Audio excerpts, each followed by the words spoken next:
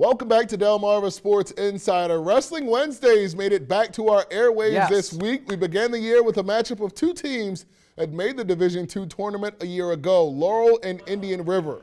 Two early forfeits to start the match, going to give Laurel a 12-0 lead. On to the 120-pounders. IR's Ian Schonback going to get the takedown for two. A few seconds later, he's going to get his opponent on his back for the pin in the first round. The Indians taking an early 6-point lead. Now we go to the 132s. Laurel's Xavier Limehouse. Check this guy out. He's pretty strong. He's going to pick his opponent up, slam him onto his side for 2 points. Then in the third period, Limehouse says, that works. Why don't I do it again? Picks him up and drops the guy for 2 more.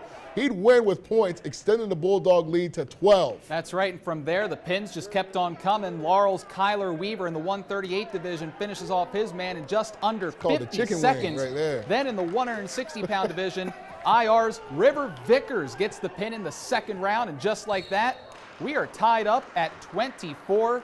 Jump ahead to the 182s. James Johnson with a dominant performance. I like this He guy. gets his man to the ground and stands him on his shoulders. This one ends in just 54 seconds, and Laurel gets past IR with the 48-30 victory.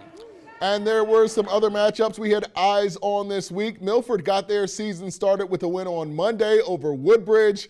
Seaford also off to a 1-0 start on Tuesday. They beat Delmar 54-24. How about Lake Forest also taking care of business on Tuesday over Woodbridge? So Woodbridge 0-2 to start the year. They went to the state championship last year, that's if I'm not surprising mistaken. right there. And Caesar Rodney looking for another strong performance this year. They get 6 pins en route to their first win of the year over Polytech. But Brandon, I really want to get into this. So far, 9 Henlopen schools that participate in wrestling, their seasons have started. 5 others have not, with the most notable of that bunch being defending state champion Smyrna. So many matches were postponed this week. We don't know why, but we likely know why. Possibly COVID outbreaks. 20 out of the 40 teams participating had postponements or cancellations this week. That takes us back to our original question that we asked a couple weeks ago. Is wrestling at this time really a good idea?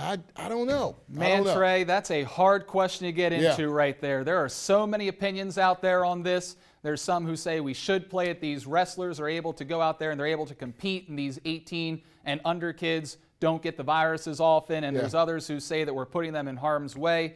I mean, there are so many opinions out there, and you can say some people are right and other people are wrong.